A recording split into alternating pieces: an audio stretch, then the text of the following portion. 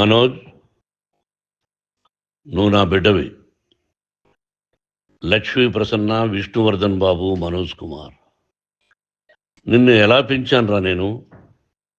అందరికంటే నిన్నే గారాభంగా పెంచానురా. నీకే ఎక్కువ ఖర్చు పెట్టి చదివించాలని ప్రయత్నం చేశానురా. నువ్వు ఏది అడిగినా నేను నీకు ఇచ్చానురా. కానీ ఈ రోజున నువ్వు చేస్తున్న పని బిడ్డల గుండెల మీద తంతారంటారే, అలా తన్నేవరా. మనసు ఆవేదనతో కింగిపోతుందిరా. నేను మీ అమ్మ ఏడ్చుకుంటున్నావురా. జర్నలిజం ఉన్నది లేనిది, లేనిది ఉన్నట్టు రాస్తున్నారా. నువ్వు నన్ను కొట్టడం ఏంట్రా? నా బిడ్డ నన్ను తాకలా. ఇద్దరం ఘర్షణ పడ్డాం కొన్ని కారణాల వల్ల. ప్రతి ఫ్యామిలీలోనూ ఉంటాయిరా ఇవి. లేనివాడు ఎవరైనా ఉంటే ప్రపంచంలో ఒకరున్నారేమో, 1% ఉంటుందేమో. అటువంటి వాళ్ళ ఇంటికి వెళ్ళి కాళ్ళు గడిగి నిద్ర పూసుకోవచ్చు. భారత భాగవత రామాయణాలు చూసావు కదరా. ఏమిటిది? మీ అమ్మ ఎంత కుమిలిపోతుంది ఈ రోజున హాస్పిటల్ చేరింది. నీ వల్ల హాస్పిటల్ చేరుతాను. చూడు మనోజ్, ఇవన్నీ ఇచ్చిన ఈ రోజున నువ్వు నా గుండెల మీద తనడమే కాకుండా అపకీర్తి తీసుకొచ్చావు. ఏదేదో రాశావు, ఏదేదో చెప్తున్నావు. కొంతమంది జర్నలిస్టులు ఉన్నది లేనిది, లేనిది ఉన్నట్టు రాసేవాళ్ళ తత్వం వాళ్ళకి. ఎందుకంటే టీఆర్పీ పెరగాలి. ఇది వాళ్ళ నైజం. మనం మార్చలేము. వాళ్ళందరి మీద మన కోర్టుకు వెళ్ళలేము. వాక్ స్వాతంత్రం అంటారు, ప్రజాస్వామ్యం అంటారు. ప్రజాస్వామ్యంలో కూడా కొన్ని హద్దులు ఉన్నాయి. ఇది నీకు తెలుసు అనుకున్నా. ఎంత మంచి నటుడివి నువ్వు. నీ భార్య మాటలు విని తాగుడికి అలవాటు పడిపోయావు. వింటున్నావా మనోజ్? ఎవరిని నమ్మాలో ఎవరిని నమ్మకూడదో పరిస్థితి తీసుకొచ్చావు.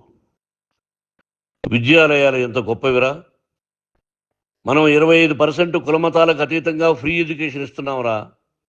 క్యాస్ట్ అనేది తీసేశాను రా 92లో ప్రాస్పెక్ట్స్లో. నువ్వు చదువుకున్నావురా.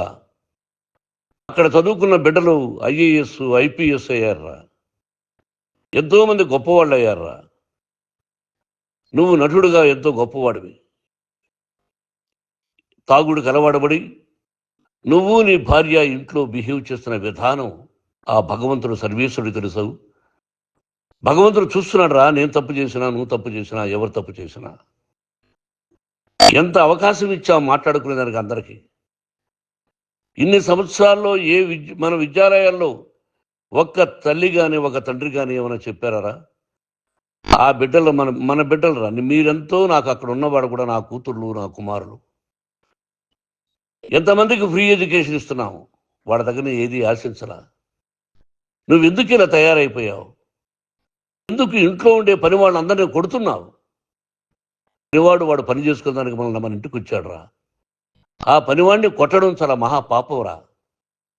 నేను వేరురా. నేను దండించడం వేరురా. నేను ఎవరిని ఆ చిన్న వాళ్ళని కొట్టి ఇచ్చేసి చేయలేదురా. సినిమా ఇండస్ట్రీలో మోహన్ బాబు కొడతాడు, తిడతాడు అంటే అది షూటింగ్లో జరిగి ఉండొచ్చేమో. కానీ ఇంట్లో ఉండి 10 సంవత్సరాల నుంచి 20 సంవత్సరాల నుంచి పనివాళ్ళు ఉన్నారు. నేను ఇంట్లో లేని సమయంలో వాళ్ళందరినీ కొట్టి వాళ్ళ ఫోన్ లాక్కొని ఒకడైతే చచ్చిపోవాలి. వాడు పోలీస్ కంప్లైంట్ ఇచ్చి ఉండొచ్చు. నేను వద్దు అని వాడిని బతిమాలాడు. పోలీస్ కంప్లైంట్ కూడా ఇవ్వడా. ఇంకైనా నువ్వు నీ భార్య మారి బయట ఉండండి రా అన్నాను నేను. లేదు డాడీ, తప్పు చేయలేని ఒకసారి వచ్చావు, మళ్ళీ తప్పు చేశావు, మళ్ళీ వెళ్ళావు, మళ్ళీ ఈసారి తప్పు చేయనన్నావు. ఏమండి వీడు తప్పు చేయడం అని మీ అమ్మ చెప్పింది. ఇంట్లో పెట్టుకున్నా. మళ్ళీ నువ్వు చేస్తున్నది, ప్రతిరోజు నువ్వు తాగుతున్న విధానం నీకే తెలుసు. ఇది ప్రజలు నమ్ముతారా లేదా అనవసరం నాకు. నేను నీకు చెప్తున్నా, ఇంతటితో పులి స్టాప్ పెట్టాలి. 3 రోజుల నుంచి రకరకాలుగా రాస్తున్నప్పుడు నా మనసు ఆవేదనతో ఉంది. మళ్ళీ చెప్తున్నా, Mohan Babu university is greater than temples. Greater than temples. బిడ్డలను కాలేజీలో చేర్చుకునే ముందు చెప్తారు, అన్నయ్య ఎంత ఉంది యూనివర్సిటీ రూల్స్, ఇది మా పద్ధతి, మీకు ఇష్టమైతే చేర్చండి. గవర్నమెంట్ బిడ్డలను గవర్నమెంట్ ఏమిస్తుందో ఇంత పర్సంటేజీ వాళ్ళకు కూడా మీ దగ్గర ఎందుకు డబ్బు తీసుకుంటున్నాం అంటే దానికి అర్థం పరమార్థం చెప్పాము. దొంగతనంగా తీసుకోలేదు. ప్రతి దానికి చెక్కులు ఉన్నాయి, అది అకౌంట్ ఉంది. దానిలో తప్పులు జరిగితే డిపార్ట్మెంట్ ఉంది. కాలేజీలో ఇంకేదైనా తప్పు జరిగితే గవర్నమెంట్ ఉంది. ఈ రోజున ప్రపంచంలోనే నెంబర్ 1గా చేయాలని మీ అన్న కష్టపడి ఇతర దేశాల్లో నెంబర్ 1 యూనివర్సిటీ టైఅప్ చేశాడు. ఈ రోజు నువ్వు చేసిన విధానం ఏమిటి? నువ్వే ఒకప్పుడు నాకు ఇవి ఏమొద్దు నేను యాక్టింగ్ అన్నావు. ఈ రోజున ఏం చేస్తున్నావు? విద్యాలయాల మీద పడ్డావు. తల్లిదండ్రులు చాలా గొప్పవాళ్ళరా. కొంతమందికి డబ్బు కట్టలేకపోవచ్చు, కట్టని వాళ్ళకు కొంత సహాయం చేసాం. అంతా సహాయం చేయలేము. బ్యాంకుల్లో డబ్బు కట్టాలి, లెక్చరర్స్కి డబ్బులు ఇవ్వాలి, యూనివర్సిటీ బ్రహ్మాండంగా నడపాలంటే మంచి లెక్చరర్స్ కావాలి. ఇవన్నీ తెలిసి చేస్తున్నావురా 32-33 సంవత్సరాల నుంచి. అది పక్కన పెడితే అందరినీ కొట్టడానికి వస్తావు. మీ అన్నం తిడతావు. ఒక వ్యక్తి వినయ్ గారని ఆయన వ్యక్తి హెల్ప్ చేయడానికి వస్తే ఆ వినయ్ ఎవరు లజ్జాగుడికి చంపేస్తాను వాడు అన్నావు. ఇవన్నీ ఎంత తప్పురా? అంటే మీ నాన్నగారికి ఎవరు సహాయం చేయడానికి వస్తే వాళ్ళందరినీ లజ్జాగుడుకులు అంటావు, చంపేస్తానంటావు. మీ అన్నను చంపేస్తానన్నావు. చంపరా చూద్దాం మీ అన్న. నేనే అన్నా. తాకరా నీ ధైర్యం ఉంటే అన్నా. ఎంతమందిని చంపాలనుకుంటున్నావు? ఎంతమందిని చేయాలనుకుంటున్నావు? నువ్వు ఏం సాధించాలనుకుంటున్నావు? ఈ ఇంట్లోకి అడుగు పెట్టడానికి నీకు అధికారం లేదు. ఇది నా కష్టార్జితం. మా నాన్నగారు 10 రూపాయలు 10 పైసలు కూడా ఇవ్వలేదురా. మంచి జన్మనిచ్చాడు మా నాన్నగారు. మద్రాసుకు వెళ్ళి వీధుల్లో అడుగు తిన్నాను రా. ఒక పూట కూడా భోజనం లేకుండా అడుగు తిన్నాను రా. న్యాయంగా మోహన్ బాబు తిడతాడు కొడతాడంటారు కానీ మోసగడం అనలేదురా. నీట్ పార్లమెంటేరియన్గా బయట వచ్చాను రా. నువ్వు నా పరువు ప్రఖ్యాతులు మంట కలిపావు. ఏమిటి నేను చేసిన అన్యాయం? నీకు జన్మనిచ్చాను, అదా నేను చేసిన పాపం? ఇది నా ఇల్లు అన్నావు. నువ్వు నీ ఇల్లు కాదు. నీ కష్టార్జితంతో నువ్వు సంపాదించుకున్న ఇల్లు నీది. ఇది నా డబ్బు, నా కష్టార్జితం. నా కష్టార్జితంలో నేను పిలిస్తేనే మీరు ఇంట్లోకి రావాలి. అటువంటిది పోగొట్టుకున్నావు నువ్వు. ఆస్తులు అంటావా? ముగ్గురికి సమానంగా రాయాలా లేదా అది నా ఇష్టం. లేకపోతే గంగపాలు చేస్తానా, లేకపోతే ఎవరికైనా దానధర్మాలు చేస్తానా, అది నాకు సంబంధించిందిరా. నా కష్టార్జితం రా. మీరు చేస్తున్న విధానం గుణగణాలు కావాలరా. మందు తాగచ్చురా. ఎంత తాగాలి? నేను కూడా 1 or 2 పెగ్స్ తీసుకుంటా.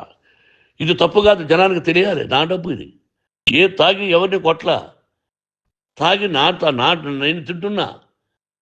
అది ప్రజలకు అక్కర్లా. నేను తప్పు చేస్తేనే ప్రజలకు కావాలా. ఇవన్నీ ఉన్నాయిరా. ఇవన్నీ తెలుసుకో. మీకు నా గతాన్ని తెలుసు, నా భవిష్యత్తు, నేను ఎక్కడి నుంచి వచ్చాను కూడా మీకు తెలుసు. ఈ రోజున మీరు రాస్తున్న విధానం, నా బిడ్డ నన్ను కొట్టాడన్నారు. ఎంత తప్పు! ఈ రోజున నా బిడ్డ మీద కోపంతో అవును చెప్పచ్చు. కాదు, వాడు నా మీద చెయ్యెత్తలేదు. నేను ఘర్షణ పడ్డాం. ఘర్షణ వేరు, కొట్టుకోవడం వేరు. గాయాలతో హాస్పిటల్కి వచ్చి కుంటుకుంటుగా నడిచాడు. మళ్ళీ ఏమని పోలీస్ స్టేషన్కి వెళ్ళి చెప్పాడు. ఎవరో 2 ఉన్నారు, వాళ్ళిద్దరూ నా మీద దాడి చేశారన్నాడు. నా ఇంట్లో పనిచేస్తున్న వ్యక్తుల గురించి పోలీస్ స్టేషన్కి వెళ్ళి చెప్పవలసిన అవసరం అతనికి లేదు, హక్కు లేదు. పోలీస్ డిపార్ట్మెంట్ కూడా తెలుసుకోవాల్సిన విషయం. నా ఇంట్లో ఉండే వర్కర్స్ మీద నేను కంప్లైంట్ ఇవ్వాలి. నువ్వు పర్మిషన్ లేకుండా నా ఇంట్లోకి నువ్వు చొరబడి ఇంట్లో పనిచేస్తున్న వర్కర్స్ మీద కంప్లైంట్ ఇచ్చావు. అది ఎంతవరకు పోలీసు న్యాయమో రూల్సో చూద్దాం. పోలీస్ డిపార్ట్మెంట్ ఇంటికి వచ్చింది. వాళ్ళకి రాశాను ఉత్తరం, అయ్యా నేను సీనియర్ సిటిజన్ని, నాకు రక్షణ లేకుండా ఉంది, నా బిడ్డ వల్ల నా ఇంట్లో నుంచి నా బిడ్డను పంపించేసింది, ఇది నా ఇల్లని. వాళ్ళు నాకు సమాధానం ఇవ్వలేదు. ఇవ్వకపోగా ఎవరిని పట్టించుకోలేదు. ఇప్పుడు పోలీసు వాళ్ళు వచ్చి ఏమండి రూల్స్ ప్రకారం నా బిడ్డ ఇంటికి రాకూడదంటే మాకు హయ్యర్ డిపార్ట్మెంట్, హయ్యర్ అథారిటీ వాళ్ళు ఫోన్ చేశారు, మీరు ఎవరిని స్టాప్ చేయొద్దండి, బయట నుంచి ఎవరైనా వస్తే వాళ్ళని స్టాప్ చేయండి అన్నారు. 2 రోజుల నుంచి 10 మంది 20 మంది వస్తున్నారు. వాళ్ళు అలా చూస్తూ నిలబడ్డారు. వాళ్ళు ఫోటోలు తీసుకున్నారు, వాళ్ళ మీద మళ్ళీ వదిలేస్తున్నారు. ఎవరిని నిందించాలి? But I give respect to the police department. వాళ్ళకి ఎవరు ఏ అధికారి ఫోన్ చేశాడో, ఆ అధికారికి ఏ పొలిటీషియన్ చేశాడో అది వాళ్ళకే వదిలేస్తున్నా. కాబట్టి వాళ్ళు పోలీస్ కంప్లైంట్ ఇచ్చినా కూడా మేము సంబంధం లేదని అంటున్నారు. కాబట్టి నేను నా బిడ్డను నిన్ను నాపు చేస్తున్నా. నువ్వు ఇంట్లోకి వచ్చే అధికారం నీకు లేదు. నువ్వు వచ్చి నీ బిడ్డను తీసుకెళ్ళు. సంతోషం. నువ్వు రాలేదు, నీ బిడ్డను జాగ్రత్తగానే చూసుకుంటావు. Take care your self daughter, that's all. మీ అమ్మ హాస్పిటల్లో అడ్మిట్ అయింది. రేపో ఎల్లుండో మీ అమ్మను పిలిపించి బాగైన తర్వాత ఇదిగో నువ్వు నీ కొడుకు బిడ్డను తీసుకెళ్ళి వాడికి అప్పచెప్పని చెప్తాను పోలీసు వాళ్ళ ఆధ్వర్యంలో. ఇది 100% జర్నలిస్టు సోదరులారా, ఫుల్ స్టాప్ పెట్టండి. మీకు కుటుంబాలు ఉన్నాయి, మీ యజమానులకు కుటుంబాలు ఉన్నాయి. మీ కుటుంబాల విషయాలు, మీ యజమానుల కుటుంబాల విషయాలు మేము ఎవరు జోక్యం కలుగు చేసుకోవాలా. మేము నటీనటులం. మాది తప్పుంటే నటుడుగా నన్ను ఫెయిల్యూర్ అని రాయండి, నా నటన బాగలేకపోతే రాయండి. బట్ ఇంటి లోపల సందులో నుంచి చూస్తూ తప్పు చేస్తున్నామని ఉన్నది లేనిది లేనిది ఉన్నట్టు రాయకండి. మీకు నా హృదయపూర్వక నమస్కారాలు. ఇన్ని రోజులు హృదయపూర్వకంగా ఎంకరేజ్మెంట్ చేశారు. ఆ ఎంకరేజ్మెంట్కు నమస్కారం చేసుకుంటూ I love you all. I love you police department. మీరు న్యాయంగా ధర్మంగా నడుచుకోండి, ఎవరికి తొత్తుల్లాగా ఉండొద్దండి అని మనవి చేసుకుంటూ నేను సెలవు తీసుకుంటాను. Thank you very much for all the journalist. ఇక్కడ ఫుల్ స్టాప్ పెట్టండి, ఫుల్ స్టాప్ పెట్టండి. Thank you very much. Guarantee news, సుద్ది ఖచ్చిత, న్యాయ నిశ్చిత.